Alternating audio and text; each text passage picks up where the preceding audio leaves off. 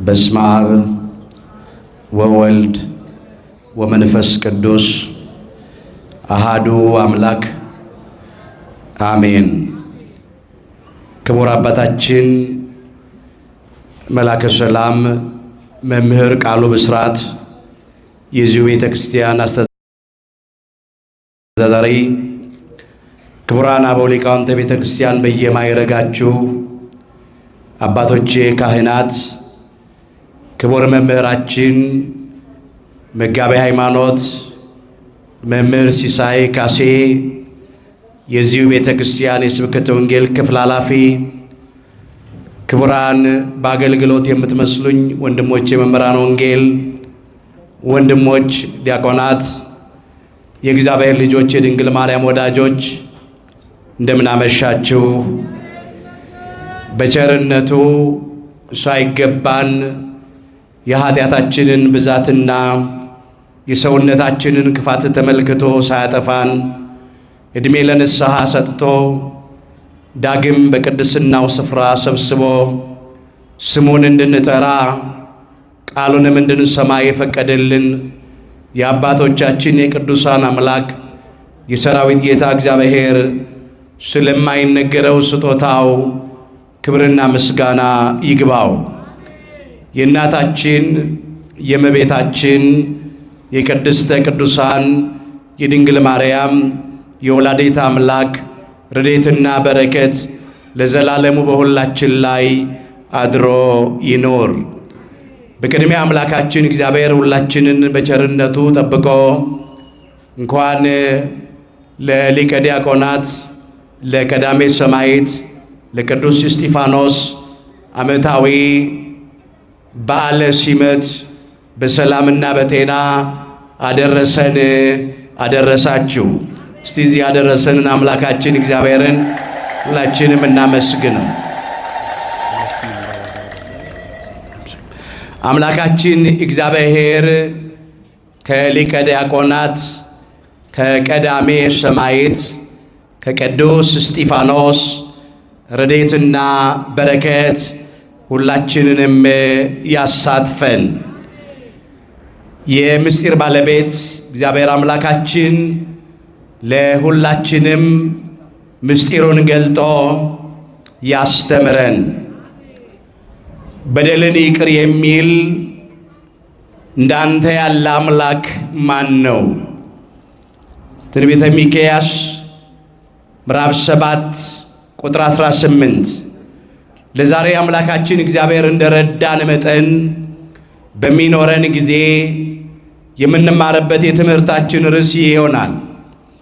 ዛሬ በዚህ ርዕስ ለመማር የመረጥንበት ምክንያታችን በቤተ ክርስቲያናችን ሥርዓት መሠረት የዚህ የዘመነ ጽጌ ሦስተኛው ሰንበትና ሳምንት የዚህ የመዝሙሩ ርዕስ ወመኑ መሐሪ ዘከማከ ይላል።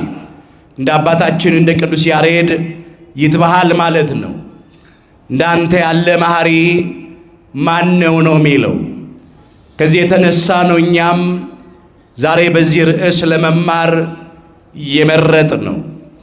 ስለ ቀዳሜ ሰማዕት ስለ ቅዱስ እስጢፋኖስ በጠዋቱ ክፍለ ጊዜ በስፋት በክብረ በዓሉ ላይ ትምህርት ተሰጥቷል። ደግሞ በየጊዜውም በየዓመቱም ስለምንሰጥ ድግግሞሽ እንዳይሆን ዛሬ ይህንን እንድናነሳ መርጠናል። በደልን ይቅር የሚል እንዳንተ ያለ አምላክ ማን ነው? ትንቢተ ሚክያስ ምዕራፍ 7 ቁጥር 18 ርዕሳችን ነው። በዚህ ሰሞን በቤተ ክርስቲያናችን የሚነበቡት ምንባባት፣ የሚሰበኩት ምስባካት፣ የሚሰጡት ትምህርቶች፣ የሚተላለፉት መልእክታት፣ የሚዘመሩት ዝማሬያት ሁሉ የአምላካችንን የእግዚአብሔርን ምሕረት፣ ቸርነት፣ ይቅርታ የሚያነሱ ናቸው። እኛም ከዚህ የተነሳ ነው ከመዝሙሩ ጋር አብሮ የሚሄድ ኃይለ ቃል ከቅዱስ መጽሐፍ አንስተን ማገናኘት የፈለግነው። አባታችን ኢትዮጵያዊው ጡመ ልሳን ፈልፈለ ማህሌት እንዚራ ለቤተ ክርስቲያን ባሕረ ጥበባት ማህሌታዊው ታላቁ ሊቅ ቅዱስ ያሬድ በዝማሬው የአምላካችንን የእግዚአብሔርን ምሕረት እያነሳ በስፋት ነው የዘመረው። ወመኑ መሐሪ ዘከማከ እንዳንተ ያለ መሐሪ ማን ነው አለ። ከኖህ ጋራ ኪዳንን ያጸና እንዳንተ ያለ መሐሪ ማን ነው? ለእስራኤል መናን ያወረድክ እንዳንተ ያለ መሐሪ ማን ነው? ምድርን በጽጌያት ወይም በአበቦች ያስጌጥክ ያስዋብክ እንዳንተ ያለ መሐሪ ማን ነው? ሰማይና ምድርን የፈጠርክ ፀሐይንና ጨረቃን ያዘጋጀህ እንዳንተ ያለ መሐሪ ማን ነው? ሁሉ አንተ ተስፋ ያደርጋል እያለ በስፋት ዘምሯል። እኛም ከዚህ የተነሳ ይህንን አንስተናል። እስቲ በሉ ከኔ ጋራ በደልን በሉ ይቅር የሚል እንዳንተ ያለ አምላክ ማን ነው? ርዕሳችን ነው። በዚህ ርዕስ ውስጥ በመጀመሪያ የአምላካችንን የእግዚአብሔርን ምሕረት፣ ቸርነት፣ ይቅርታ እንመለከታለን። አምላካችን እግዚአብሔር በብሉይ ኪዳን ይቅርታውን ለእስራኤል ዘሥጋ እንዴት እንዳደረገላቸው እናነሳለን።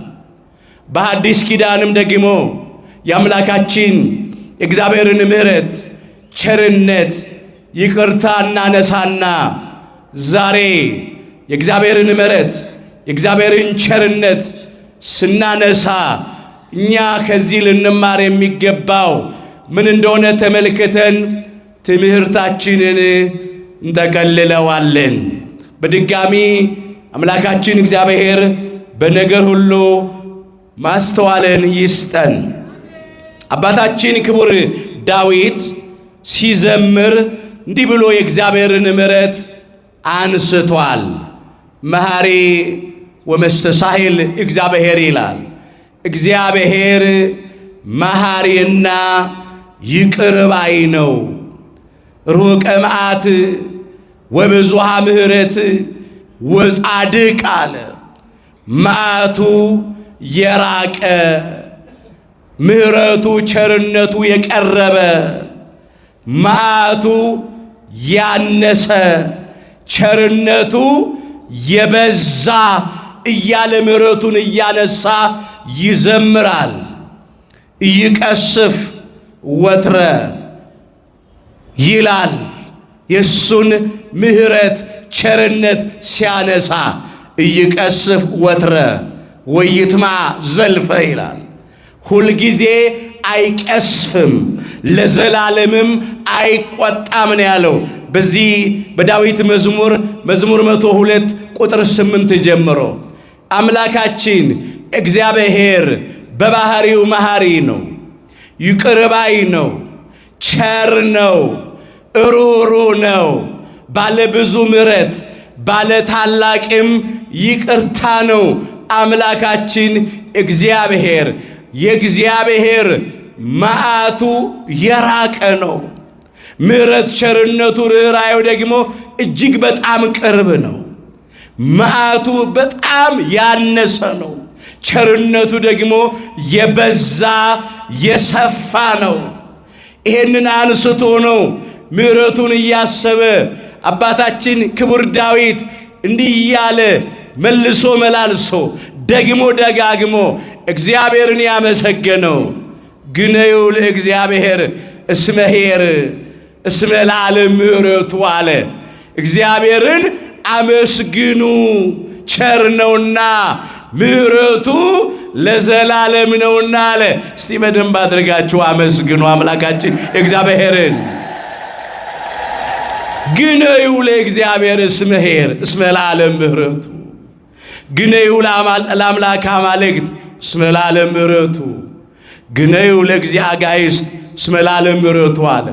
የአማልክትን አምላክ እግዚአብሔርን አመስግኑ፣ ምሕረቱ ቸርነቱ ለዘላለም ነውና።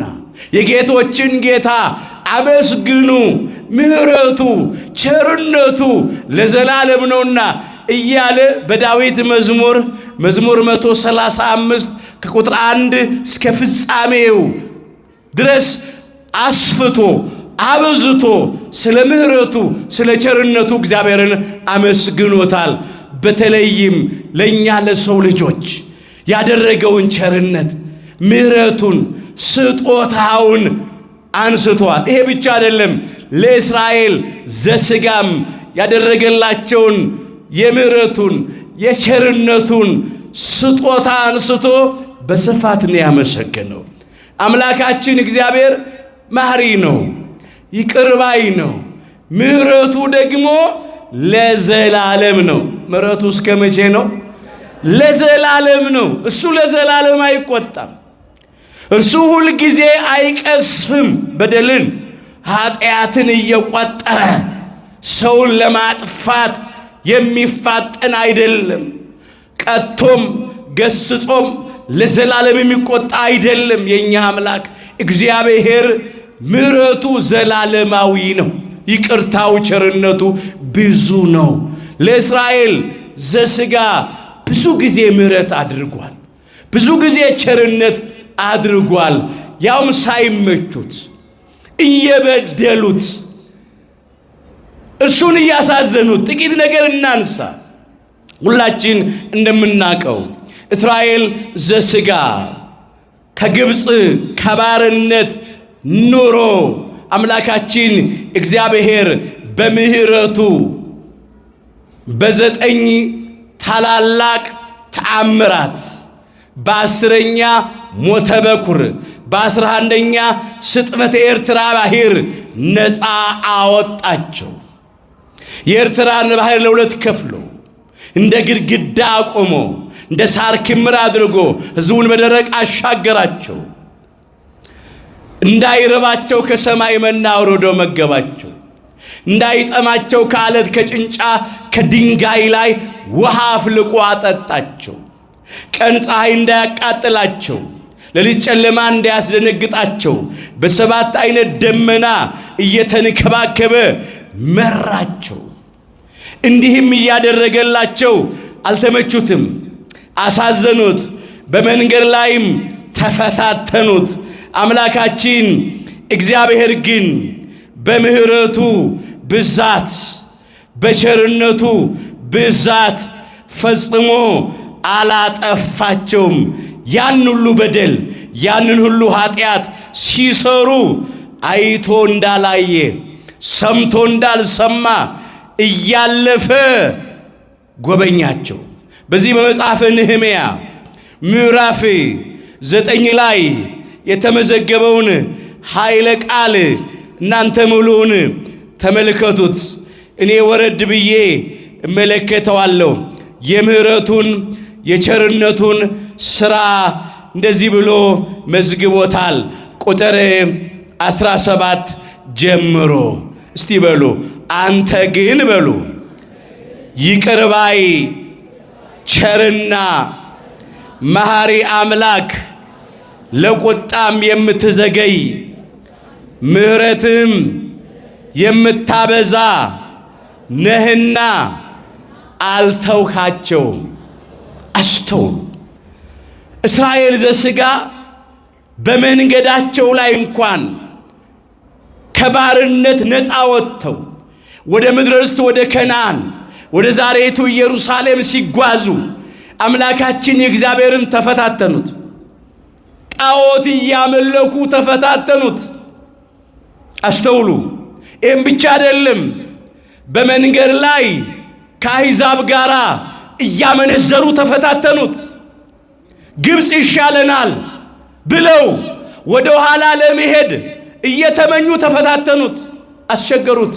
በመሪባ ውሃ ተፈታተኑት። አምላካችን እግዚአብሔር ግን መሐሪና ይቅር ባይ ስለሆነ ለቁጣ የዘገየ ስለሆነ አልተዋቸውም፣ አላጠፋቸውም።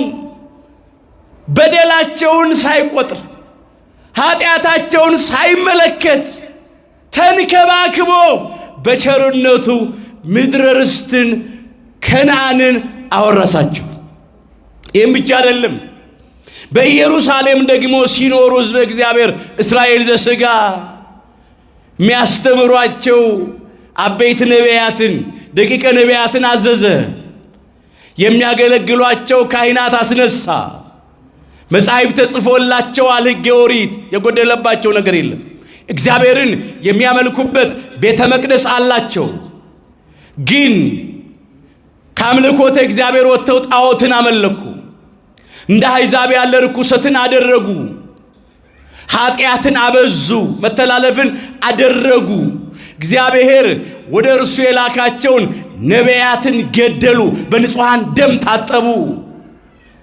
የዚህን ጊዜ እግዚአብሔር ቀጣቸው።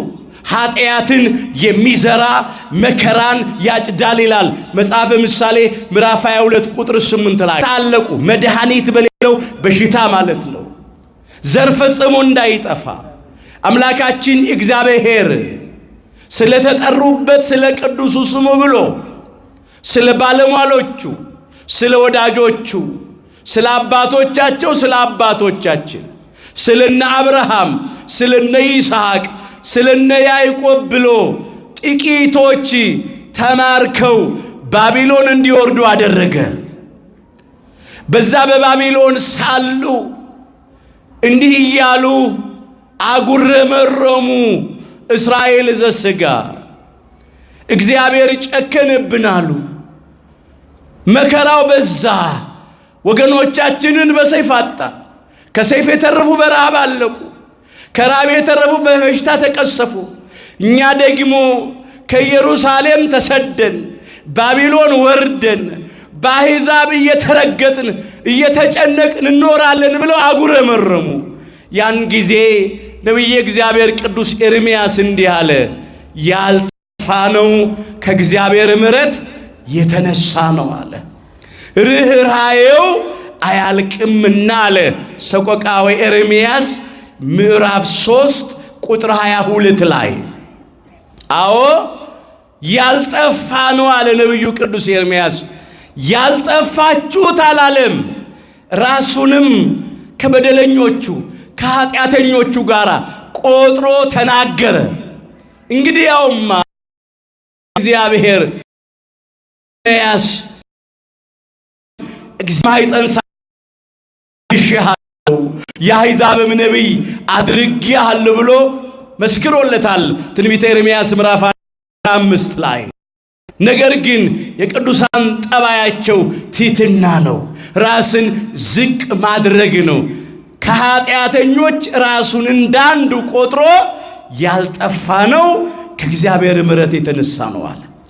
ርኅራኄው አያልቅምና አለ። ርኅራኄው ቸርነቱ ብዙ ስለሆነ አምላካችን እግዚአብሔር እስራኤል ዘሥጋን ፈጽሞ አላጠፋቸውም። ከአባቶቻቸው ጋር የገባውን ቃል ኪዳን አሰበ። የእግዚአብሔር ምሕረት ከወዳጆቹ ጋር በገባው ቃል ኪዳን ይገለጣል። እግዚአብሔር ስለ ወዳጆቹ ብሎ ይምራል፣ ይራራል፣ ይቅር ይላል። ብዙ ጊዜ እስራኤል ዘሥጋ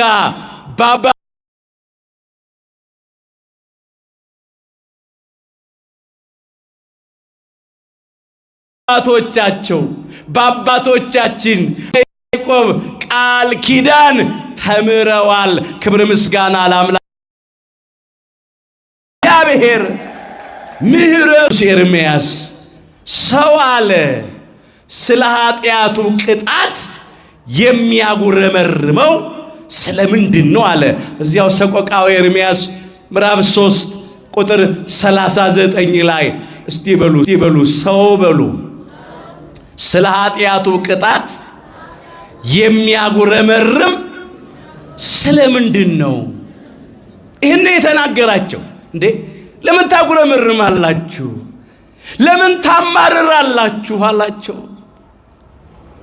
ይሄ እኮ የኃጢአት ውጤት ነው፣ ይሄ ተግሳጽ፣ ይሄ ቅጣት አላቸው። እንዲያውም ያልጠፋ ነው ከእግዚአብሔር ምሕረት የተነሳ ነው አላቸው። ርኅራኄው ስለማያልቅ እንደኛማ ኃጢአት ቢሆን ኖሮ መጥፋት ነበረብን። ነገር ግን እግዚአብሔር በምሕረቱ ሳያጠፋን ተሸከመን አለፈን፣ ዕድሜ ጨመረልን አላቸው። አስተውሉ ወገኖቼ፣ ስለደረሰብን ስለሆነብን ነገር እግዚአብሔርን ከማማረር በእግዚአብሔር ላይ ከማጉረምረም ይልቅ እግዚአብሔር ስላበዛልን ምሕረት ስላደረገልን ቸርነት ማመስገን ነው የሚገባው። ሰው ስለ ኃጢአቱ ቅጣት የሚያጉረመርመው ስለምንድን ነው አለና መንገዳችንን እንመርምርና እንፈትን አለ።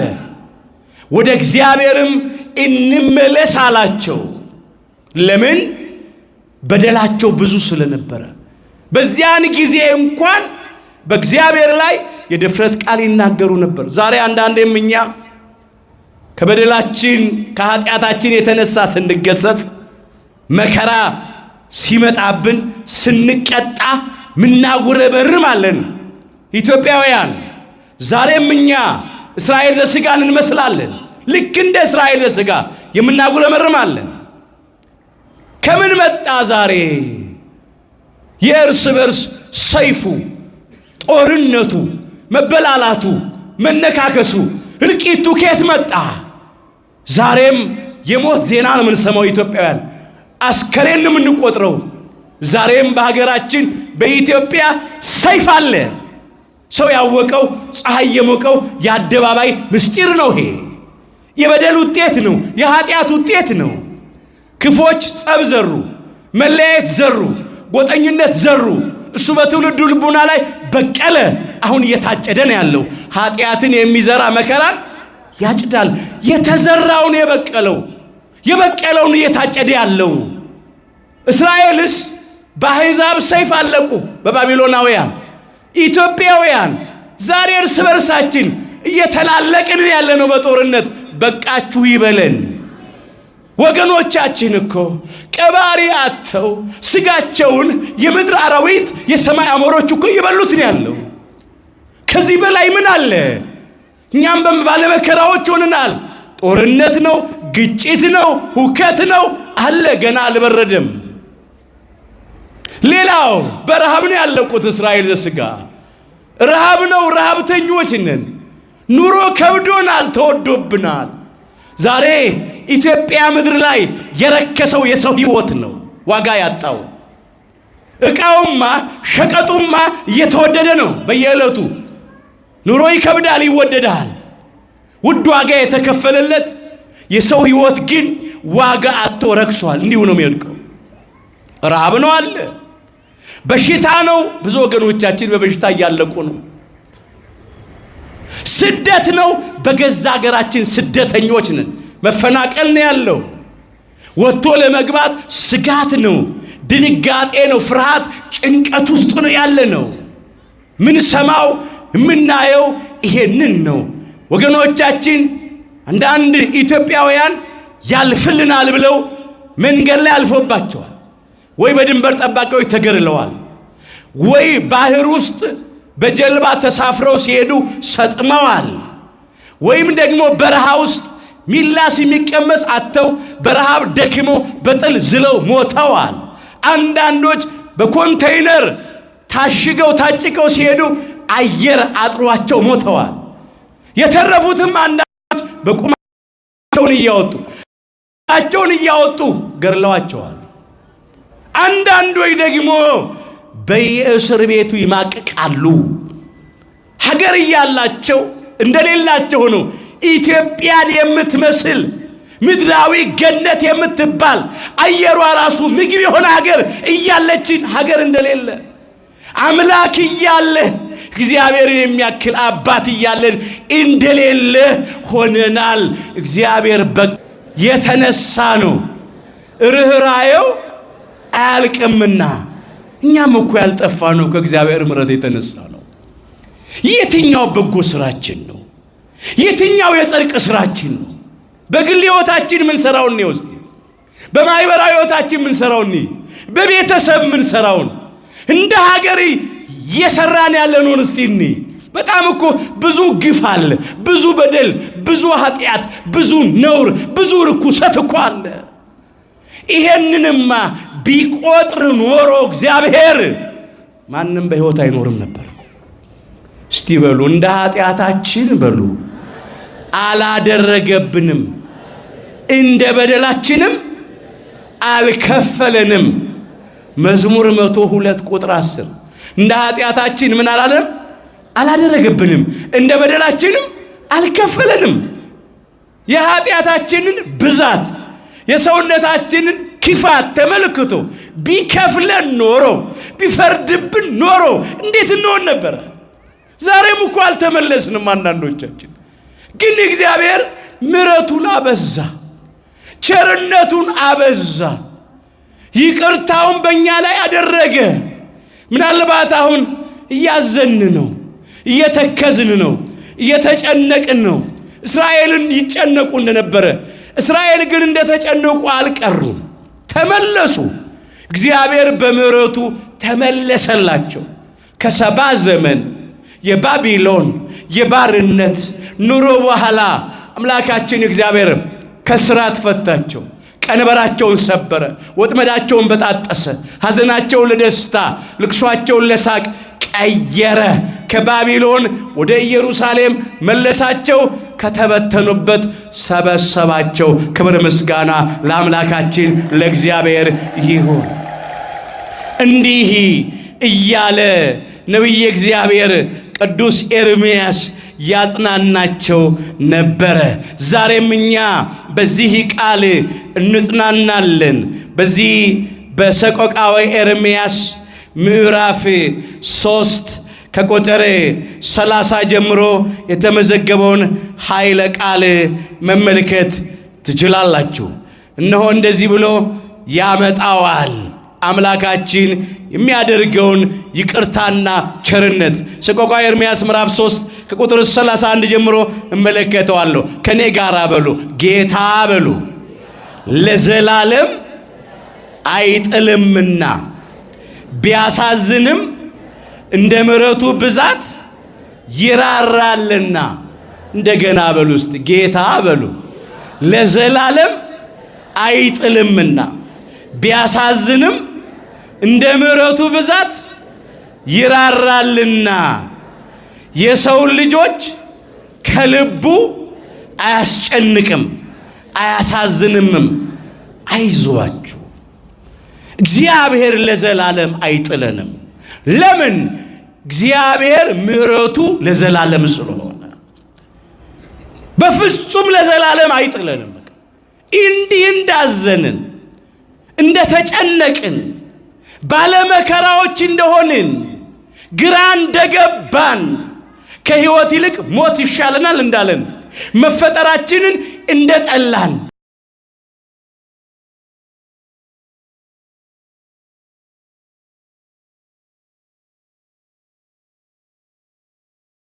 ቀኑ እንደጨለመብን እንደተቀበዘበዝን አንቀርም። ይሄም ቀን ያልፋል። እግዚአብሔር በጨለማ ውስጥ ብርሃን ያበራል። በደመና ውስጥ ቀስተ ደመና አለው። የእሳቱን ኃይል ያጠፋል። የአናብስቱን አፍ ይዘጋል። ባህሩን ለሁለት ይከፍላል። እንደ ግድግዳ ያቆማል። እንደ ሳር ክምር ያደርጋል። ሕዝቡን በደረቅ ያሻግራል።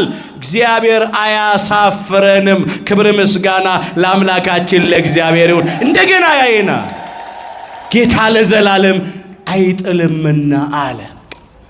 እንደ ምሕረቱ ብዛት ይራራል አለ።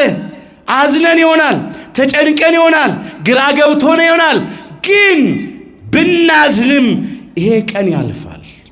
ተስፋ አለመቁረጥ ወገኖች፣ በምንም ውስጥ ብናልፍ ሁልጊዜ ምሕረቱን ማሰብ። በመጀመሪያ ምሕረቱን፣ ቸርነቱን፣ ይቅርታውን እያሰብን እግዚአብሔርን ሁልጊዜ ማመስገን። በበደላችን ምክንያት በኃጢአታችን ምክንያት በመጣብን ተግሳጽ፣ ቅጣት፣ መከራ አለማማረር፣ አለማጉረምረም፣ ይልቅስ ምሕረቱን ቸርነቱን እያሰብን ማመስገን ስናመዛዝነው ከኛ በደልና ኃጢአት በላይ የእግዚአብሔር ምሕረት ይበዛል፣ የእግዚአብሔር ቸርነት ይበዛል። ስለ ኃጢአታችን ከተቀጣነው ቅጣት አንጻር ያንሰናል። የእግዚአብሔር ምሕረት በስቶልን ነው። እንደውም እንደ በደላችን አልተቀጣንም፣ እንደ ኃጢአታችን አልተፈረደብንም። ስለዚህ ምሕረቱን አስቦ ማመስገን የመጀመሪያው ነገር እሱ ነው። ምሕረቱን ቸርነቱን እያሰቡ ማመስገን። ሁለተኛ ምሕረቱን ቸርነቱን እያሰብን ተስፋ ለመቁረጥ ነገም ሌላ ቀን ነው። እግዚአብሔር እንደገና ያየናል። ሐዘናችን ለደስታ ይቀይራል፣ ለቅሷችን ለሳቅ ይቀይራል። ይሄም ቀን ያልፋል ማለት ይነሳል። እግዚአብሔር መጠበቅ ነው፣ መታገስ ነው። እስቲ በሉ እንደገና በሉ። አፍህን ሳቅ ይሞላዋል፣ ከንፈሮችንም እልልታ ይሞላዋል። መጽሐፈ ኢዮብ ምዕራፍ 8 ቁጥር 21 እስራኤል እንደገና አፋቸው ሳቅ ተሞላ፣ ከንፈሮቻቸው በእልልታ ተሞላ። እግዚአብሔርን ስለ ምሕረቱ ብዛት አመሰገኑት። ኢትዮጵያውያን የኛንም አፍ እግዚአብሔር አንድ ቀን እንደገና ሳቅ ይሞላዋል፣ ከንፈሮቻችንንም እልልታ ይሞላዋል። ብቻ በምንም ውስጥ ብናልፍ ቸርነቱን እያሰብን እናመስግን። ተስፋ አንቁረጥ፣ አናማር፣ አናጉረምርም። ይህ በብሉይ ኪዳን ለእስራኤል ዘሥጋ የተደረገ ነው። ወደ አዲስ ኪዳን እንምጣ። የአዲስ ኪዳን ምሕረት ቸርነት ከአይምሮ በላይ ነው፣ በቋንቋም አይገለጥም። ነቢዩ ሚክያስ የተናገረውን ቃል እናንሳ፣ ርዕስ አድርገን የተነሳንበት ክፍል ማለት በደልን ይቅር የሚል አለ። እንዳንተ ያለ አምላክ ማን ነው አለና ምሕረትን ይወዳል አለ።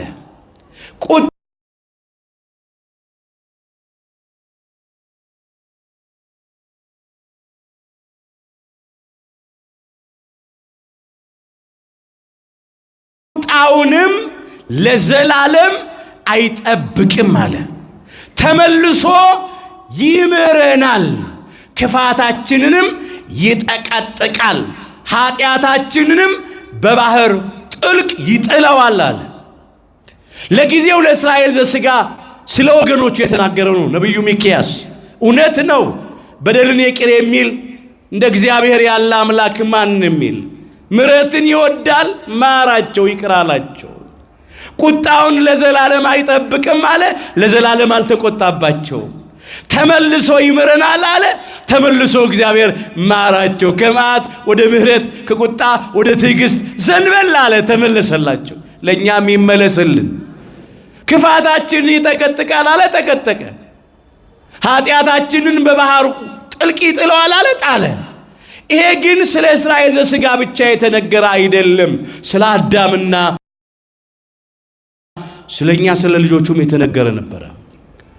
እንዲህ ማለቱ ነው፣ በደልን ይቅር የሚል እንዳንተ ያለ አምላክ ማን ነው አለ። ስለኛ ስለ አዳምና ስለ ልጆቹ ተነገረ። ተመልሶ ይምረናል፣ ተመልሶ ማረን። ሁላችን እንደምናውቀው አዳምና እኛ ልጆቹ በመርገመ ሥጋ ላይ መርገመ ነፍስ፣ በሞተ ሥጋ ላይ ሞተ ነፍስ፣ በርደተ መቃብር ላይ ርደተ ሲኦል የተፈረደብን ነበርን። በሥጋ ሞት ወደ መቃብር መውረድ፣ በነፍስ ሞት ወደ ሲኦል መውረድ፣ የሞት ሞት ተፈርዶብን ነበር። ማንም ከዚህ ሊያድነን አልተቻለውም ነበር። እግዚአብሔር ግን በምሕረቱ ባለጸጋ ስለሆነ ማረን፣ ይቅር አለን፣ ራራልን። ይህን ቅዱስ ጳውሎስ እንደዚህ አድርጎ ያነሳዋል። በዚህ በኤፌሶን መልእክቱ ምዕራፍ 2 ቁጥር 4 ጀምሮ እግዚአብሔር ይላል በምሕረቱ ባለጸጋ ስለሆነ ከወደደን ከትልቅ ፍቅሩ የተነሳ በበደላችን ሙታን እንኳን በሆን ጊዜ ከክርስቶስ ጋር ሕይወትን ሰጠን ይላል። ምሕረቱን እናስብ፣ ቸርነቱን እናስብ። እግዚአብሔር በምሕረቱ ባለጸጋ ስለሆነ ምሕረት የባህሪ ገንዘቡ ስለሆነ ማለት ነው። በምሕረቱ ባለጸጋ ስለሆነ ከወደደን ከትልቅ ፍቅሩ፣ ከትልቅ ብቻ አይደለም ቋንቋ ቢያጥረው ነው ቅዱስ ጳውሎስ፣ ከጥልቅ ፍቅሩ፣ ከጠለቀ ፍቅሩ፣ ከአይምሮ በላይ በሆነው ፍቅሩ፣ በቋንቋ ሊገለጥ በማይችል ፍቅሩ በኃጢአታችን በበደላችን ሙታን እንኳን በሆን ጊዜ ከክርስቶስ ጋር ሕይወትን ሰጠን። የተነገረው ትንቢት እንዲፈጸም የተቆጠረው ሱባኤ በደረሰ ጊዜ ከቅድስት ሥላሴ አንዱ አካላዊ ቃል እግዚአብሔር ወልድ አዳምና እኛ ልጆቹን ስለማዳን በባህሪ አባቱ በእግዚአብሔር አብ ፈቃድ፣ በባህሪ ሕይወቱ በእግዚአብሔር መንፈስ ቅዱስ ፈቃድ፣ እንዲሁም በራሱ በእግዚአብሔር ወልድ ፈቃድ ከሰማየ ሰማያት ወረደ። ከቅድስተ ቅዱሳን ከድንግል ማርያም ከሥጋዋ ሥጋ ከነፍሷ ነፍስ ነስቶ በተዋሕዶ ከብሮ በቤተልሔም ዋሻ ተወለደ። ቀስ በቀስ በሥጋ አደገ። 30 ዘመን ሲሞላው በዮርዳኖስ መሃል በዮሐንስ እጅ ተጠመቀ። ሳይውል ሳያድር ዕለቱን ወደ ገዳመ ቆሮንቶስ ገባ። 40 ቀን 40 ሌሊት ጾመ፣ ጸለየ፣ ከዲያብሎስ ተፈተነ። ዲያብሎስን ድል አድርጎ ዲያብሎስን ድል የምናደርግበትን ኃይል ለአዳምና ለእኛ ልጆቹ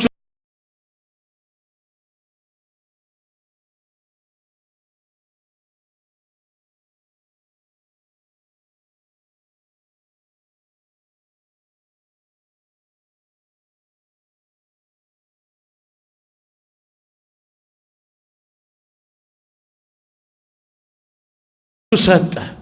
ከዚያም በዚህ ምድር እየተመላለሰ ሕሙማነ ሥጋን በእጁ ታምራት፣ ሕሙማነ ነፍስን በቃሉ ትምህርት ፈወሰ። በጸሎተ ሐሙስ ምሽት ታልፎ ተሰጠ። በዕለተ ዓርብ በቀራንዮ መስቀል ላይ ተሰቀለ። እግዚአብሔር በምሕረቱ ባለጸጋ ስለሆነ ከወደደን ከትልቅ ፍቅሩ የተነሳ በበደላችን ምክንያት ሙታን በሆን ጊዜ እንኳን ከክርስቶስ ጋር ሕይወትን ሰጠን። አስተውሉ። በዓይነ ሕሊናችን ቀራንዮ ኮረብታ ላይ እንውጣ እስቲ፣ ፍቅሩን እንመልከተው እስቲ፣ ምሕረት ቸርነቱን እስቲ እንመልከተው። የትኛው ተበዳይ ነው ራሱ ክሶ በዳዩን የሚታረቀው? የኛ አምላክ ግን እኛ በድለ ነው፣ በዳዮቹ እኛ የሰው ልጆች ነን። የበደልነው አምላካችን እግዚአብሔርን ነው። ግን እርሱ ተበድሎ ሳለ ራሱ ካሳ ከፋይ ሆነ።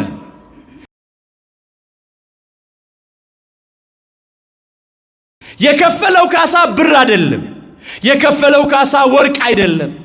ደግሞ የከፈለው ካሳ ራሱን ነው። ውድ ዋጋ ከፈለ። ቅዱስ ሥጋውን ቆረሰ፣ ክቡር ደሙን አፈሰሰ፣ ነፍሱን ለመስቀል ሞት አሳልፎ ሰጠ። ራሱን መስዋዕት አድርጎ አቅርቦ ማረን፣ ይቅር አለን፣ እራራልን። የኛን ሞት ወስዶ የሱን ሕይወት ሰጠን። ክብር ምስጋና ይግባው አምላካችን ጌታችን መድኃኒታችን ኢየሱስ ክርስቶስ። ይህ ከአይምሮ በላይ ነው። እግዚአብሔር መሐሪ ይቅር ባይ ቸርነቱ የበዛ ሩሩ አምላክ እንደሆነ አባታችን ሊቀ ነቢያት ሙሴ በሕግ መጻሕፍቱ ጽፏል። አባታችን ክቡር ዳዊት በመዝሙራቱ ዘምሯል። ቅዱሳን ነቢያት በየዘመናቱ በትንቢት ተናግረዋል። ግን ከቃል በላይ የበረታ ነገር ግን አለ። ይሄ ከአይምሮ በላይ ነው። ልዩ ነው ፍቅሩ፣ ልዩ ነው ምሕረት ቸርነቱ። በቀራንዮ ኮረብታ ላይ ያደረገልን ነገር ማለት ነው። እንውጣ እስቲ ሰቅለው የገደሉት የቸነከሩት ያንን ሁሉ መከራ ስቃይ ያሳዩትን በምህረቱ አሰበ፣ በይቅርታው ጎበኘ። አባ ስረይ ሎሞ እስመ በዘይ አምሩ ይገብሩ አለ። አባት ሆይ የሚያደርጉትን አያውቁምና ይቅር በላቸው። የሉቃስ ወንጌል ምዕራፍ 23 ቁጥር 34። አምላካችን ጌታችን መድኃኒታችን ኢየሱስ ክርስቶስ ራሱ መሐሪ አምላክ ነው፣ ይቅር ባይ አምላክ ነው። ከባህሪ አባቱ ከእግዚአብሔር አብ ከባህሪዎቱ ከእግዚአብሔር መንፈስ ቅዱስ ጋር የተካከለ አንድ አምላክ ነው። ለምንድን ነው አባት ሆይ የሚያደርጉትን አያውቁምና ይቅር በላቸው ያለው ቢሉ በመጀመሪያ በቃል የተናገረውን በተግባር ሊፈጽም ነው። ምን ብሎ ነበር አምላካችን ኢየሱስ ክርስቶስ? ጠላቶቻችሁን ውደዱ፣ የሚረግሟችሁን መርቁ፣ የሚሰድቧችሁን ባርኩ፣ ስለሚያሳድዷችሁ ጸልዩ፣ ክፉ ለሚያደርጉባችሁ መልካም አድርጉ ብሏል በማቴዎስ ወንጌል ምዕራፍ 5 ቁጥር 43 ጀምሮ። ይህንን በቃሉ የተናገረውን በተግባር ፈጸመ። እስከ መስቀል ሞት ድረስ ላሳደዱት ጸለየ፣ ለመነ። ይሄ ለመፈጸም ሌላው ለአብነት አርአያ ሊሆነን ምሳሌ ሲሰጠን ከእኔ ተማሩ ነው ያለው በማቴዎስ ወንጌል ምዕራፍ 11 ቁጥር 29 ላይ። ከሱ ከተማርናቸው ከምንማራቸው ነገሮች መካከል አንዱ ይቅር ባይነት ነው። ክፉ ላደረጉብን መልካም ማድረግ፣ ጠላቶቻችንን መውደድ፣ የሚረግሙንን መመረቅ፣ ስለሚያሳድዱን መጸለይ። አስተውሉ። እስከ መስቀል ሞት ድረስ ያሳደዱትን አባት ሆይ የሚያደርጉትን አያውቁምና ምን በላቸው ይቅር በላቸዋል፣ እናንተም እንዲያድርጉ ለማለት ይህንን ያሳየን። ዛሬ በዓለ ሲመቱን ምናስብለት ምናከብረው ሊቀ ዲያቆናት ቀዳሜ ሰማዕት ቅዱስ እስጢፋኖስ ቅዱስ ወንጌል ስለሰበከ ተአምራት ስላደረገ እንደ ክፉ አድራጊ ተቆጥሮ በድንጋይ ሲወገር ስጋው እየተቆረሰ ደሙ እየፈሰሰ አጥንቱ እየተከሰከሰ ለገዳዮቹ ምሕረት ለመነ። ጌታ ሆይ ኃጢአታቸውን አትቁጠርባቸው አለ በሐዋርያት ሥራ ምዕራፍ 7 ቁጥር 60 ላይ። ይሄንን ያደረገው እንዲያድርጉ ለማለት እኮ ነው እንጂ ራሱ ይቅር ባይ አምላክ ነው። እነኛን ክፎቹን ሰቅለው የገደሉትን ማራቸው፣ ይቅር አላቸው። ታዲያ እንዲህ አድርጎ ምሕረት የሚያደርግ ይቅርታ የሚሰጥ ማን አለ? ሰምታችሁ ታውቃላችሁ? አይታችሁ ታውቃላችሁ? ሰው ክፉ የሚያደርግበትን የሚበድለውን ሊበቀለው ምቹ ጊዜ ይፈልጋል እንጂ እንዴት አድርጎ ምሕረት ያደርግለታል? እንዴትስ አድርጎ ይሞትለታል? ገና ኃጢአተኞች ሳለን አለ ክርስቶስ ስለኛ ሞቷልና እግዚአብሔር ለኛ ያለውን የራሱን ፍቅር ያስረዳል አለ ቅዱስ ጳውሎስ እዚህ በሮሜ መልእክቱ ምዕራፍ 5 ቁጥር 8 ላይ። ገና ኃጢአተኞች በደለኞች ሳለን እኮ ነው ክርስቶስ ስለኛ በዕፀ መስቀል ላይ ተሰቅሎ በሥጋ ሞቷልና እግዚአብሔር ለኛ ያለውን የራሱን ፍቅር ያስረዳል። ፍቅር ከሚገለጥበት መገለጫዎች መካከል አንዱ ስጦታ ነው። የኛ አምላክ ደግሞ ለኛ ለኃጢአተኞቹ ለኛ ለጠላቶቹ ራሱን ነው አሳልፎ የሰጠው። ውድ ስጦታ፣ የመጨረሻ ስጦታ፣ መተኪያና መለኪያ የሌለው ስጦታ ለኃጢአተኞቹ ለኛ ሰጠን። እስቲ በሉ ጠላቶቹ ሳለን በሉ በልጁ ሞት ከእግዚአብሔር ጋር ታረቅን። ሮሜ 5 ቁጥር 10 ላይ ተመዝግቧል። በደንብ አድርጋችሁ እስቲ እግዚአብሔርን አመስግኑ። ጠላቶቹ ሳል ገና ጠላቶቹ ሳል በልጁ ሞት ከእግዚአብሔር ጋር ታረቅ። እግዚአብሔር ወልድ ኢየሱስ ክርስቶስ ከባህሪ አባቱ ከእግዚአብሔር አብ ጋር ከባህሪዎቱ ከእግዚአብሔር መንፈስ ቅዱስ ጋር ከራሱም ጋር ታረቀን፣ አስታረቀን። ጠላቶቹ ሳል ይሄ ነው እግዚአብሔር በምህረቱ ባለጸጋ ስለሆነ ከወደደን ከትልቅ ፍቅሩ የተነሳ በበደላችን ሙታን በሆን ጊዜ እንኳን ከክርስቶስ ጋር ሕይወትን ሰጠን ያለው ቅዱስ ጳውሎስ ይሄንን ሰጠን፣ ይሄን አደረገልን። ስለዚህ ነብዩ ሚክያስ የተናገረው ቃል ተፈጸመ፣ በደልን ይቅር የሚል እንዳንተ ያለ አምላክ ማን ነው አለ። ርዕሳችን ነው። ተመልሶ ይምረናል አለ። ተመልሶ ማረን።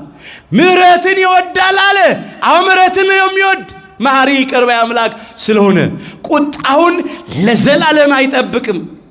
ለ5500 ዘመን በመከራ ውስጥ ነበር፣ ግን ለዘላለም በሲኦል በጨለማ ቤት ኑሩ አላለም።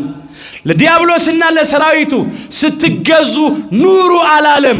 ቁጣውን ለዘላለም አይጠብቅም። ተመልሶ ይምረናል፣ ተመልሶ ማረን። ክፋታችንን ይጠቀጥቃል አለ። ጠቀጠቀው፣ ከእግራችን በታች ጣለው። ኃጢአታችንንም በባህሩ ጥልቅ ይጥለዋል አለ። ኃጢአታችንን በጥልቁ በሲኦል ባህር ጣለልን። ጠላታችን ዲያብሎስንና ሰራዊቱን ከመንገዳችን ላይ በመስቀሉ ጠርቆ አስወገደልን። የአመፃ መዝገብ ተገልብጧል። የሞት መውጊያ ተሰብሯል። አዳምና እኛ ልጆቹን አምላካችን ጌታችን መድኃኒታችን ኢየሱስ ክርስቶስ በምህረቱ ከሲኦል ወደ ገነት ከጨለማ ወደሚደነቅ ብርሃን አሻግሮናል። ክብር ምስጋና ይግባው። ይሄንን አድርጎልናል። ስለዚህ ምሕረቱን እናስብ። አሁን ከቅዱስ ያሬድ ጋር እንዲህ እንበላ። ምንድን ነበር ያለው? ወመኑ መሐሪ ዘከማከ፣ እንዳንተ ያለ መሐሪ ማን ነው? እኛም እንዲህ እንበል፣ እንዳንተ መሐሪ ማን ነው እንበለው። ከሰማየ ከቅድስተ ቅዱሳን ከድንግል ማርያም የተወለድክልን በዚህ ምድር እየተመላለስክ ሕሙማነ ሥጋን በእጅ ታምራት ሕሙማነ ነፍስን በቃል ትምህርት የፈወስክ እንዳንተ ያለ መሐሪ ማን ነው እንበለው።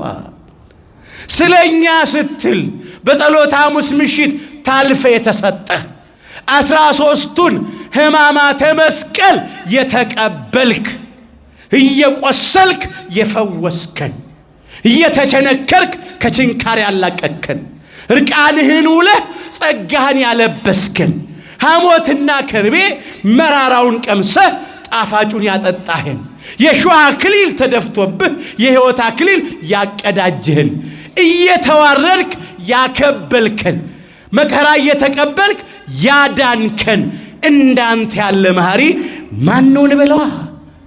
ማንም የለም እንደሱ ያለ መሐሪ። ለባህሪ ሞትም አይስማማ አምላክ በሥጋ ሞተህ የእኛን ሞት ወስደህ ያንተን ሕይወት ለእኛ የሰጠህን እንዳንተ ያለ መሐሪ ማን ነው እንበለዋ? እስከ መቃብር ድረስ የወደድከን በአካለ ነፍስ ወደ ሲኦል ወርደህ ነፍሳትን ከሲኦል ከባርነት ቤት ነፃ ያወጣ እንዳንተ ያለ መሐሪ ማን ነው እንበለዋ? ምን አለ ቅዱስ ያሬድ? እንዳንተ ያለ መሐሪ ማን ነው ብሎ ለእስራኤል መና ያወረድክን ያለው። እንዲህ እንበለው ደግሞ ለእኛ ለእስራኤል ዘነፍስ ለአዲስ ኪዳን እስራኤሎች ለእኛ ለክርስቲያኖች መና ሆነ ወርደህ ቅዱስ ሥጋህን ቆርሰህ ብሉኝ ያልከን፣ ክቡር ደምን አፍስሰህ ጠጡኝ ያልከን እንዳንተ ያለ መሐሪ ማን ነው እንበለዋ? አነ ውእቱ ህብስተ ሕይወት ዘወረደ እምሰማይ አለ። ከሰማይ የወረደ የሕይወት እንጀራ እኔ ነኝ አለ በዮሐንስ ወንጌል ምዕራፍ 6 ቁጥር 51 ላይ። ሰው ከዚህ እንጀራ ቢበላ ለዘላለም በሕይወት ይኖራል እንጂ ሞትን አያይም አለ። እኔም ደግሞ ስለ ዓለም ሕይወት የምሰጠው እንጀራ ሥጋዬ ነው አለ። የትኛው ነው ለጠላቶቹ ሥጋውን እየቆረሰ ብሉኝ የሚል ደሙን እያፈሰሰ ጠጡኝ የሚል ማን ነው? ማን ነው ለጠላቶቹ የሚሞት? ተሰምቶ አያውቅም፣ ታይቶም አያውቅም። የኛ አምላክ ግን ጠላቶቹ ሳለን ኃጢአተኞች በደለኞች ሳለን ቅዱስ ሥጋውን ቆርሶ ብሉኝ አለ። ክቡር ደሙን አፍስሶ ጠጡኝ አለ። እስራኤል ሥጋ አንድ ጊዜ በልተውት ዳግም የሚያስርም መና በሉ። አንድ ጊዜ ጠጥተውት ዳግም የሚያስጠማ ውሃ ከአለት ፈልቆላቸው ጠጡ። እኛ ግን በእውነት የሕይወት ምግብ ቅዱስ ሥጋውን በላን፣ የሕይወት መጠጥ ክቡር ደሙን ጠጣን። መናው አምላካችን ጌታችን መድኃኒታችን ኢየሱስ ክርስቶስ ከቅድስተ ቅዱሳን ከድንግል ማርያም ተወልዶ አዳነን። ቅድስተ ቅዱሳን ድንግል ማርያም ወላዲተ አምላክ የሕይወትን ምግብ የሕይወትን መጠጥ ወልዳ ሰጠችን። ስለዚህ እንዲህ እንላታለን፣ ኦ ማርያም በእንተዝህ ናፈቅረኪ ወናበየኪ እስመ ወለድኪ ለነ መብላ ጽድቅ ዘበአማን ወስቴ ሕይወት ዘበአማን እንላታለን። ማርያም ሆይ ስለዚህ እንወድሻለን፣ ከፍ ከፍም እናደርግሻለን። እውነተኛውን የጽድቅ መብልንና እውነተኛውን የሕይወት መጠጥ ወልደሽልናልና እያልናት ከአባታችን ከአባ ሕርያቆስ ጋር በቅዳሴ ማርያም እናወድሳታለን፣ እናመሰግናታለን። ክብር ይግባት ድንግል ማርያም ወላዲተ አምላክ ኪዳነ ምሕረት። በእርሷ ምክንያት ዓለሙን አዳነ። ምክንያት ድሂናት ከኖህ ጋራ ቃል ኪዳንን ያጸናህ አለው ቅዱስ ያሬድ። ቀድሞ ዓለምን ዳግመኛ በንፍር ውሃ አላጠፋም ብሎ ቃል ኪዳኑን ከኖህ ጋራ አጸና። ዳግመኛ ደግሞ ዓለም አዳምና እኛ ልጆቹ በኃጢአት ንፍር ውሃ በመርገም ንፍር ውሃ እንዳንጠፋ የድህነት ምልክት፣ የስርየት ምልክት፣ የሕይወት ምልክት፣ የነጻነት ምልክት አድርጎ ቀስተ ደመና ቅድስተ ቅዱሳን ድንግል ማርያምን ሰጠን። ክብር ይግባት ቀስተ ደመናችን ድንግል ማርያም ወላዲተ አምላክ። የምህረት ኪዳን ከእርሷ ጋር አገባ። ከእሷ ተወልዶ ነው እኮ ዓለምን ያዳነው። ዓለምን የተቤዠው ከእሷ ተወልዶ ነው። እግዚአብሔር ምህረቱን ከመረጣቸው ጋር ስለሚያደርግ፣ ቃል ኪዳኑን ከመረጣቸው ጋር ስለሚያደርግ፣ ስለነሱ ብሎ እግዚአብሔር ሕዝቡን ስለሚምር ቀድሞ ስለነ አብርሃም ስለነ ይስሐቅ ስለነ ያዕቆብ ብሎ እስራኤል ዘሥጋን ይምር ነበር።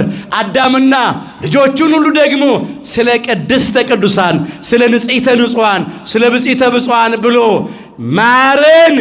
አሁንም ስለ ኪዳነ ምሕረት ብሎ ሁላችንን ይማረን፣ ደግሞ ይምረናል። እመቤታችን የሰጠን አምላካችን እግዚአብሔር ክብር ምስጋና ይግባው። እሷ ምክንያተ ድኅነት ይሄ ነው የሆነው። ስለዚህ ይህንን ማሰብ፣ ይህንን እያሰቡ ማመስገን፣ እርሱ ስለ እኛ ነፍሱን አሳልፎ ሰጥቷልና በዚህ ፍቅርን አውቀናል ይላል ቅዱስ ዮሐንስ። አንደኛ ዮሐንስ ምዕራፍ 3 ቁጥር 16 ላይ እርሱ አለ አምላካችን ጌታችን መድኃኒታችን ኢየሱስ ክርስቶስ ስለ እኛ ስለ አዳምና ስለ ልጆቹ ሁሉ ነፍሱን ለመስቀል ሞት አሳልፎ ሰጥቷልና በዚህ ፍቅርን አውቀናል። ፍቅር እንደዚህ ነው የተገለጠው። ፍቅር በስጦታ ፍቅር በምህረት ተገልጧል። አምላካችንን ምን ያህል ነው የምትወደን ብንለው እንዲህ ይለናል፣ ራሴን ለመስቀል ሞት አሳልፌ እስክሰጥ ድረስ ወድጃችኋለሁ ይላል። ሥጋዬን ቆርሼ እስክሰጣችሁ ደሜን አፍስሼ እስክሰጣችሁ ድረስ ወድጃችኋለሁ ይለናል። እንዲህ አድርጎ የሚወደን አምላክ ስላለን ተስፋ አንቁረጥ። ይወደናል አምላካችን። ዛሬም ምሕረትን ይወዳል። ቁጣውን ለዘላለም አይጠብቅም። ተመልሶ ይምረናል። በእውነት እንዳንተ ያለ መሐሪ ማን ነው? በደልን ይቅር የሚል እንዳንተ ያለ አምላክ ማን ነው ማለት ይሄ ነው። ሰይጣን ኃጢአትን ካሰራን በኋላ በደል እንድናደርግ ከገፋፋን በኋላ ከባበለን ካታለን በኋላ ደግሞ ተስፋ ያስቆርጠናል። ግን ተስፋ አንቁረጥ። በምንም ውስጥ ብናል ተስፋ አንቁረጥ። ዛሬስ ቢሆን የእግዚአብሔር ምሕረት እኮ በእያንዳንዳችን ላይ እኮ ተደርጓል። እስቲ በግል ሕይወታችን እንመልከት። ጨለማ ተገን አድርገን ደጃፍ ዘግተን ሰው አየን አላየን ብለን የበደልነው በደል የሰራነው ኃጢአት ብዙ ነው። እግዚአብሔር ግን መቼ በደላችንን ቆጠረ? እስቲ በሉ ከኔ ጋር አቤቱ በሉ። ኃጢአትንስ ብትጠባበቅ ኖሮ እፊትህ ማን ይቆም ነበር? ይቅርታ ካንተ ዘንድ ነው። መዝሙር 129 ቁጥር 3 የእያንዳንዳችንን በደል የእያንዳንዳችንን ኃጢአት አምላካችን እግዚአብሔር ቢቆጣጠር ቢያስብ ኖሮ እፊቱ ማን ይቆማል? እፊት ማን ይቆም ነበር? በቃል ኪዳን ታቦት ፊት ለፊት በመሰዊያ ፊት ለፊት ማን ይቆም ነበር ነው አንዱ። ሌላው ፊት ማን ይቆም ነበር? በምድር ላይ በሕይወተ ሥጋ ማን መኖር ይችል ነበር? ትላንትና የት ነው የዋልነው?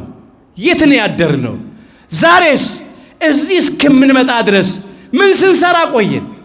እንመርምር እስቲ ሕይወታችን ፈትን ውስጥ ወይ በገቢር በድርጊት በሥራ በድለናል፣ ወይ በነቢብ በቃል ክፉ እየተናገርን በድለናል፣ ወይም በሐልዮ ክፉ ሐሳብ እያሰብን ክፉ ነገር እየተመኘን በድለናል። ግን አምላካችን ማረን፣ ይቅር አለን፣ በይቅርታው አለፈን፣ በምሕረቱ መጋረጃ ጋረደን፣ በክንፈ ረድኤቱ ከለለን፣ መተላለፋችንን ተመልክቶ አላጠፋንም።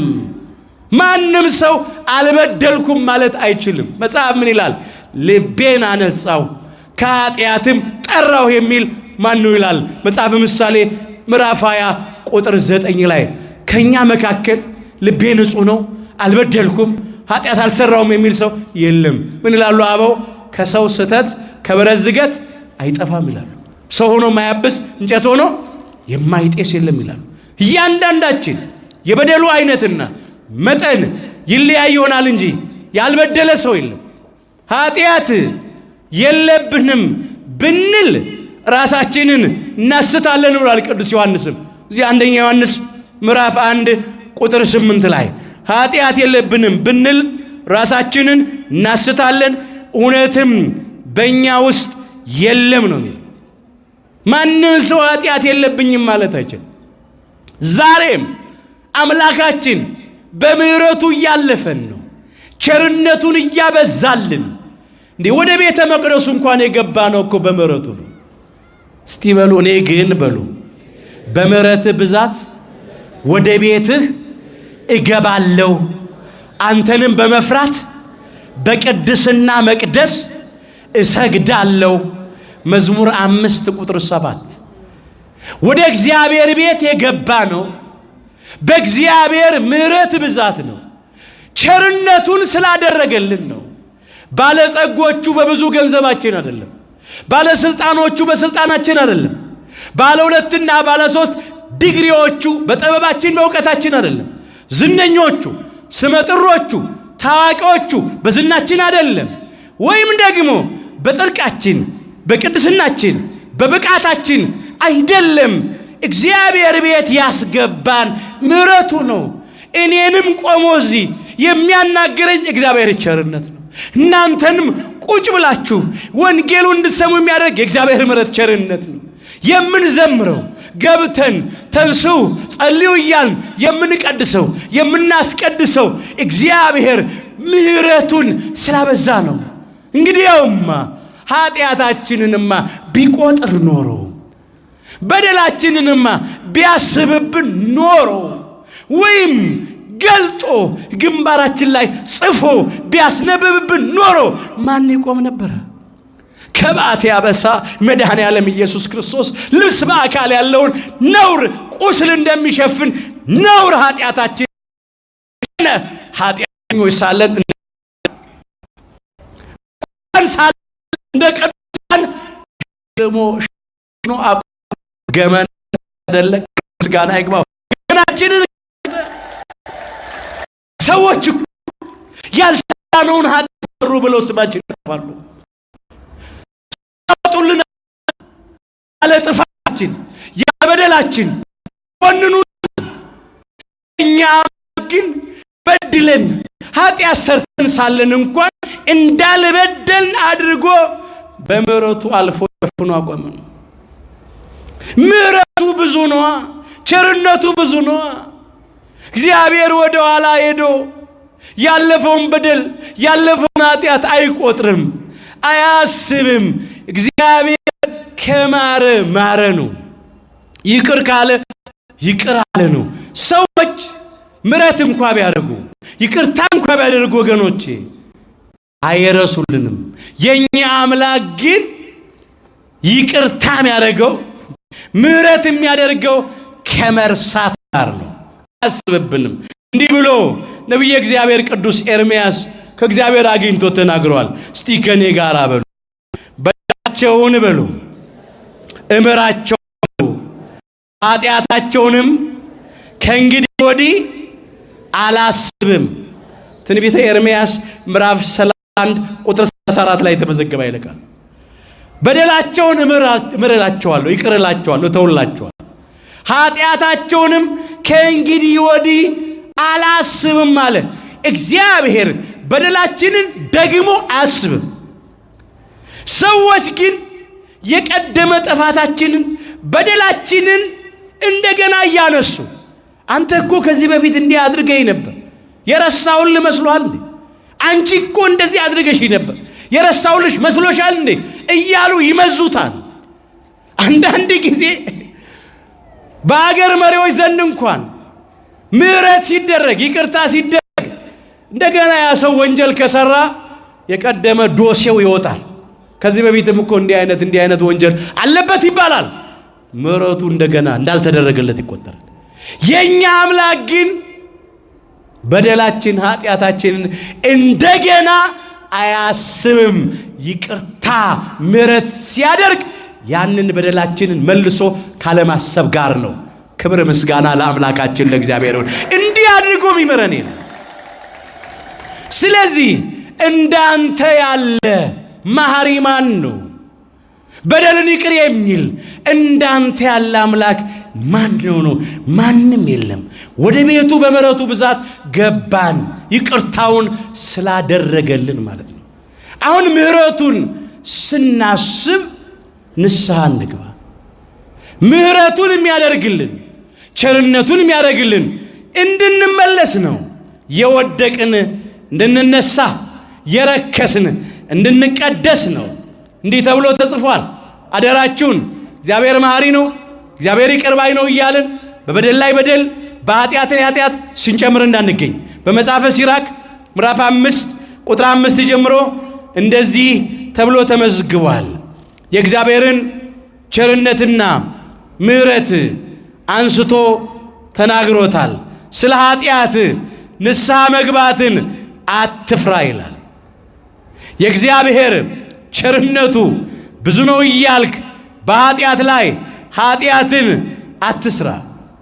ቸርነትም መቅሰፍትም ከእርሱ ዘንድ ይመጣልና መቅሰፍቱ በኃጢአተኛ ሰው ላይ ይመጣል ነው የሚለው። እግዚአብሔር ቸርነቱ ብዙ ነው እያልክ በኃጢአት ላይ ኃጢአት አትስራ። ስለ ኃጢአታችን ንስሐ እንግባ። አንዳንዶቻችን ደፋሮች ነን። ምን እንላለን? በበደል ላይ በደል በኃጢአት ላይ ኃጢአት እየጨመር አይ እግዚአብሔር እኮ እንደ ሰው አይደለም፣ እሱ እኮ መሐሪ ነው፣ እርሱ እኮ ይቅር ባይ ነው፣ እርሱ እኮ ቸር ነው ምንል ሰዎች አለን። በፍጹም የእግዚአብሔር ቸርነቱ ወደ ንስሐ እንድንቀርብ ነው እንጂ በደልን ኃጢአትን ሙጥኝ ብለን ከዚያ ጋር ተጣብቀን እንድንኖር አይደለም። በፍጹም ምሕረት ቸርነት የባህሪ ገንዘቡ እንደሆነ እግዚአብሔር ፈራጅም አምላክ ነው፣ እውነተኛ ዳኛም ነው። ምሕረት ከፍትህ ጋር ነው። አንዳንዶች ፍርዱን እንዘነጋለን። ቸርነትም መቅሰፍትም ከእርሱ ዘንድ ይመጣል። ቸርነት ምሕረቱ ንስሐ ለሚገቡ ሰዎች ይደረጋል። መቅሰፍቱ ንስሐ ለማይገቡ ለማይመለሱ በራሳቸው ላይ ለጨከኑ ሰዎች ይመጣባቸዋል። ስለዚህ እግዚአብሔር ቸር ነው እያልን በበደል ላይ በደል በኃጢአት ላይ ኃጢአት አንጨምር። ይልቅስ የተደረገልን ቸርነት እያሰብን ንስሐ እንግባ፣ እንመለስ። ከየትኛውም አይነት ኃጢአት እንምጣ። ጣዖት አምላኪዎች እንኖራለን፣ እንምጣ። ዘማውያን ሴሰኞች እንኖራለን፣ እንምጣ። ፍርድ የምናጓድል፣ ድሃ የምንበድል፣ ጉቦ የምንቀበል ጉቦኞች እንሆናለን፣ እንምጣ። ሰካራሞች እንኖራለን፣ እንምጣ። ጎጠኞች፣ ቂም በቀለኞች እንኖራለን። በሲጋራ በጫት በአሽሽ ሱስ ውስጥ ያለን የረከስናለን፣ እንምጣ። ከየትኛውም በደል ከየትኛውም ኃጢአት እንምጣ። የእግዚአብሔር የምሕረት እጆቹ እንደተዘረጉ ናቸው። የዛሬውን ንስሐ ይቀበላል።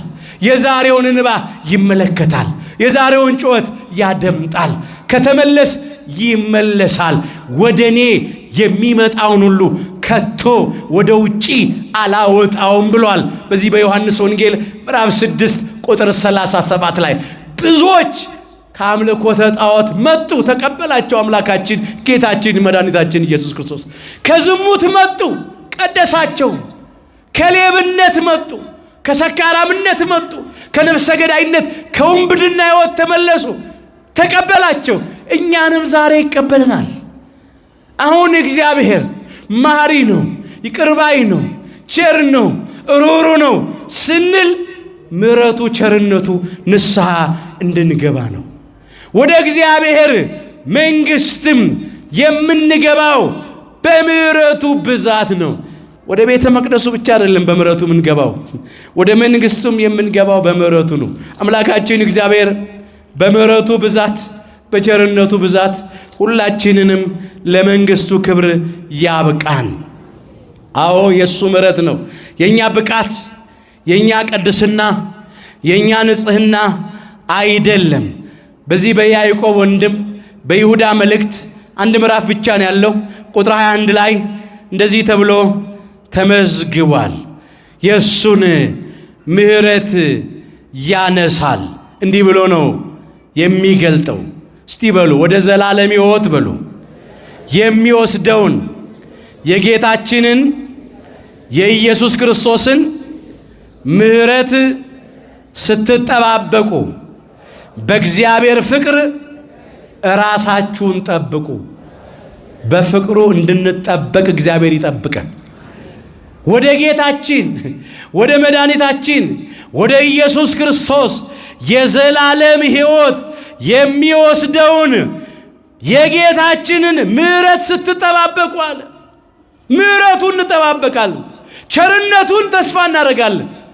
ይህን ጊዜ ራሳችሁን በእግዚአብሔር ፍቅር ጠብቁ። እባካችሁ ውለታውን እናስብ፣ ቸርነቱን እናስብ።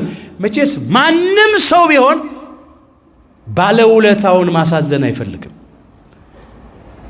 የዋሉልንን በጎ ያደረጉልንን በመከራችን በጭንቃችን ጊዜ የደረሱልንን ሰዎች ማሳዘን ማስከፋት አንፈልግም። እግዚአብሔር አምላካችንን ማየቱን ያህል አሁን አንዳንዶቻችን እኮ ከፈቃዱ ወጥተን የምንበድለው ከእግዚአብሔር በላይ በሕይወታችን ውስጥ የምንወደው ሌላ ነገር ስላለ እኮ ነው።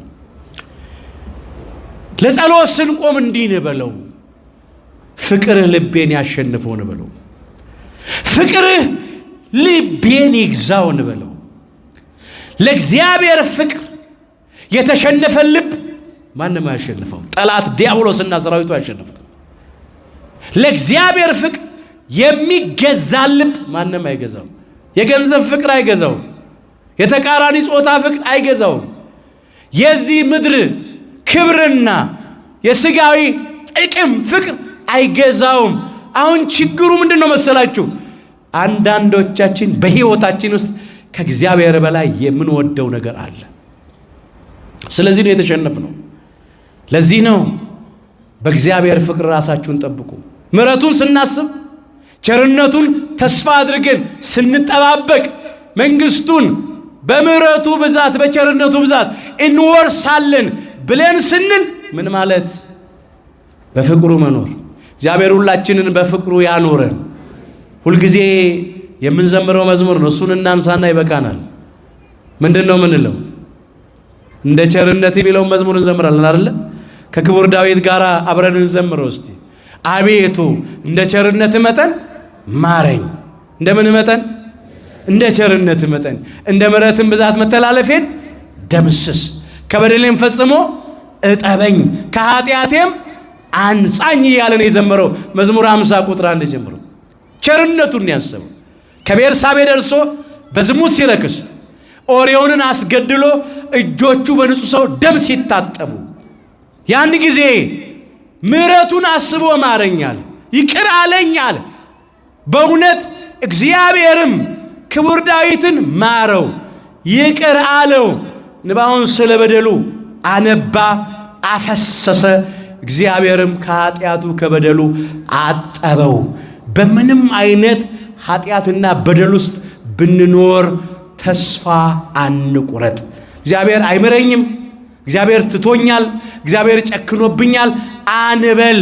በእውነት ይምረናል። ብቻ ከልብ እንመለስ፣ እግዚአብሔርም ይመለስልናል። በደልን ይቅር የሚል እንዳንተ ያለ አምላክ ማን ነው? ትንቢተ ሚክያስ ምዕራፍ 7 ቁጥር 18 አምላካችን እግዚአብሔር ሁላችንን በምህረቱ ይማረን፣ በይቅርታው ይቅር ይበለን። ሁላችንም ከውድቀታችን ተነስተን ከርኩሰታችን ተቀድሰን ወደ አባቶቻችን ወደ ካህናት ቀርበን ኃጢአታችን ሁሉ ተናዘን ቅዱስ ሥጋውን በልተን ክቡር ደሙን ጠጥተን መንግሥቱን እንድንወርስ ስሙን እንድንቀድስ ኃያሉ እግዚአብሔር አምላካችን ይርዳን። እግዚአብሔር አምላካችን በቸርነቱ የሁላችንንም መጨረሻችንን ያሳምርልን። ይቆየን።